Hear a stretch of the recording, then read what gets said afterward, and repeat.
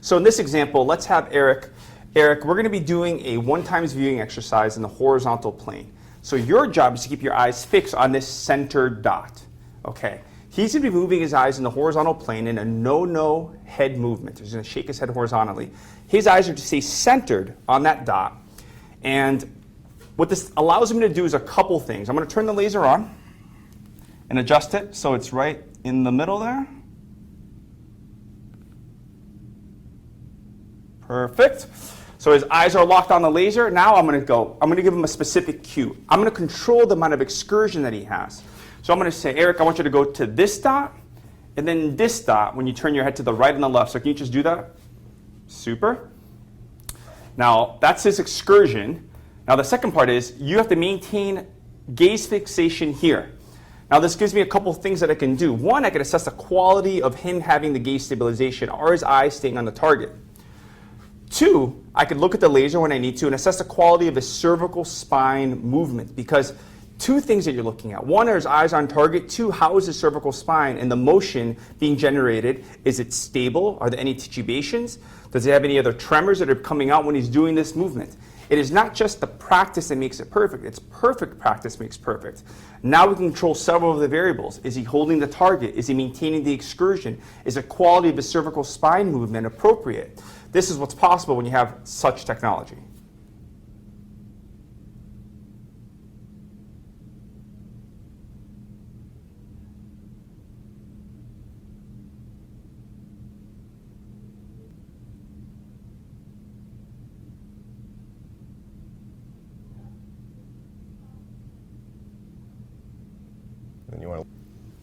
Another area where clinicians leverage this type of technology a lot is in regards to assessing the quality of a psychotic eye movement and any compensations that happen at the cervical spine. So what does that look like in practice? Let's have Eric, I'm going to turn the laser on here. And I want you to put your eyes on this center dot for me now. Okay. And we'll just line this up. So we know where his head is right now. So we know his head's looking straight ahead. We know his head's not moving. It's staying right on that target. So we know his head's not moving. That's great. But in a moment, I'm going to say, what I want you to do is I want you to jump your eyes to this upper right target. And not yet. I'll tell you when. Okay. When I snap my fingers again, you're going to jump your eyes to the second target. When I snap my fingers again, you're going to jump your eyes to the third target. His goal is to jump his eyes to the target, be on target, and not move his cervical spine. So typically what I'll do is I'll set up a mirror behind him so I could look at two things at once. I could look at the quality of his eye movement, and then I could very quickly see if the laser moved or deviated in any way. So when I snap my fingers, you're going to jump your eye to that target. So I'll jump. Nice job. And jump. Nice job. And jump. Excellent. So I see his eyes are moving very, very well. I could also, since I'm not having the mirror in this scenario, I could do it again. He's going to be there. And I'm going to snap my fingers. He's going to jump. Super. He's going to jump.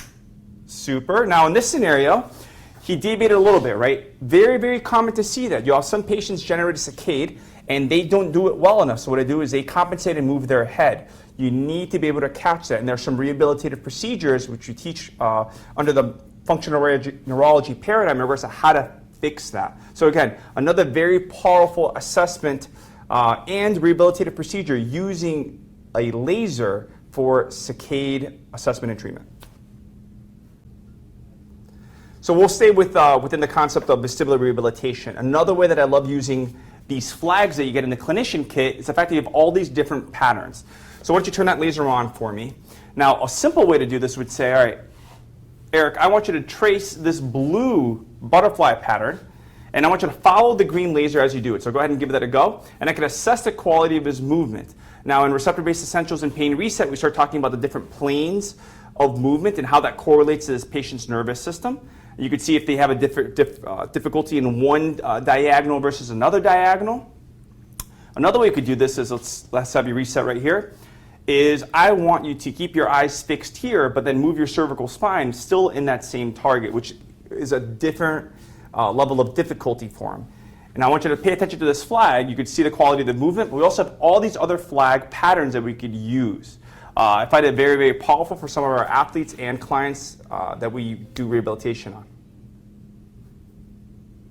Okay, we'll do one last one. Another way that I really like using this is, let's say we're doing cicades and the patient is constantly hypometric when they do a cicade to the left side. So you're going to be jumping your eyes from this target to this target when I snap my fingers. But at the same time, because he's hypometric to the left, I'm going to have him do a right head turn, a quick right head turn at the same time. So I want you to jump your eyes from here to here, but I want you to move your head rotation from here to here. When I snap my fingers, it'll be a very quick movement, and let's see it.